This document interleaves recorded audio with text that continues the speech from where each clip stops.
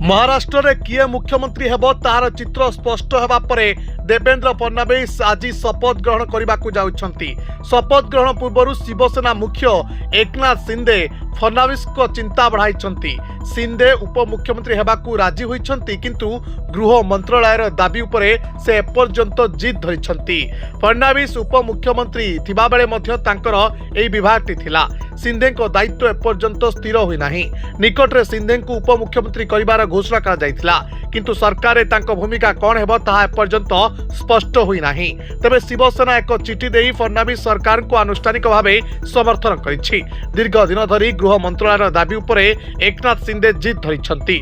Hindustan times report अनुसार गृह मंत्रालय सहित शिवसेना को 12टी मंत्रालय देबाकू से दाबी करिछंती। शिवसेना नेता माने कहिछंती जे सीएम पदवी पाई नथिबारु वर्तमान गृह मंत्रालय हेउछि एकमात्र दायित्व जहां शिंदे को पाई उपयुक्त हेबो। रिपोर्ट रे कहा जायछि जदि फडणवीस गृह मंत्रालय छाड़िबे नाही तबे शिंदे को शहरी विकास राजस्व किंबा शक्ति पोर्टफोलियो दिया जाऊ। एही कारणरू शिंदे गृह विभाग चाहुछंती।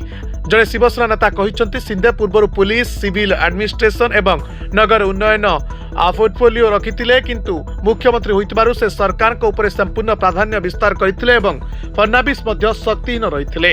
तबे एहा परे बाय चित्र सामना को आसीबा परे फडणवीस को चिंता बढ़िछि। Report Dinalipi live.